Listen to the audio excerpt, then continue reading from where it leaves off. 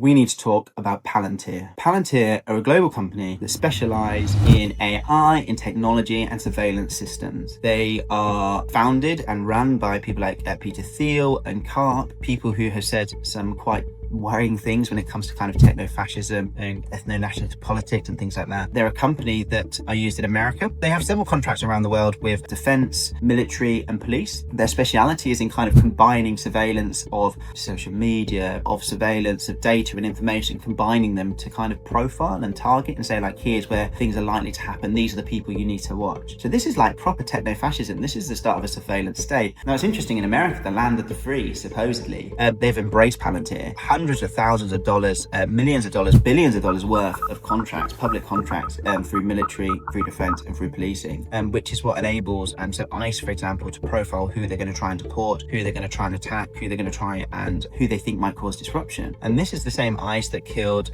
Alex Pretty, that killed Renee Good, American citizens earlier this year. Pretty was a nurse in his 30s, just like me, shot dead, murdered, executed by ICE, who were enabled by Palantir. Palantir also worked with Israel to help their surveillance and murder and genocide of the Palestinian people in Gaza. It's hard to think of a company that comes across as just blatantly more evil. The head of Palantir in the UK is the grandson of Oswald Mosley, the fascist. It's almost like they're laughing at us and just rubbing it in our faces. Now, the reason I'm talking about Palantir as a nurse is because Palantir are being given NHS contracts to NHS data. The same company that is using data to enable genocide in Gaza, to enable techno-fascism in the United States and around the world, is trying to come for our health data. There is nothing more sacred and personal than the data that we disclose to our health professionals. I know that, both as an individual and as a nurse, because it has to be held sacred. Because when we talk to people about our most intimate mental health, physical health, well-being, we need to know that that is trusted and that is confidential. So selling that to any private company, to me, worries me. We've recently seen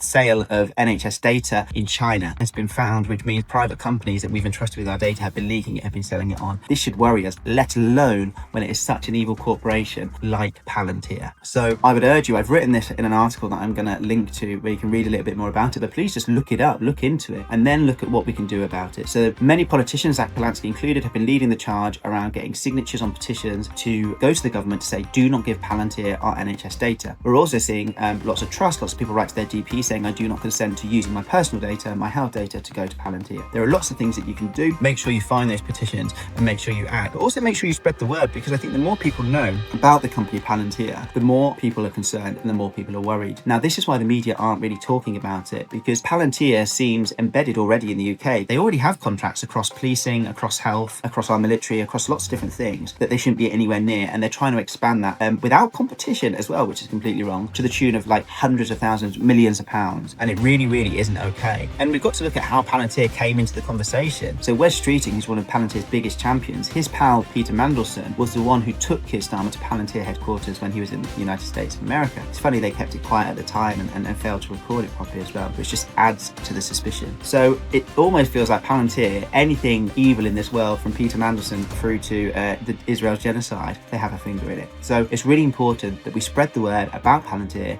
about who they are and what they're trying to do with your health data. The things that you need to do is please sign the petition, please take any actions with regards to contacting your local NHS services and trust to say we do not consent to this. And healthcare professionals can also raise their concerns. Lots of doctors, lots of nurses have been saying, as healthcare professionals, we are also concerned about this issue. Please share this video so that people can hear more about Palantir and the risks. Please share the article that I've linked to in the Substack, and please do subscribe as well to support me in what I'm doing, trying to raise awareness of things like this. So that would be great. Thank you so much for your time, and see you all soon.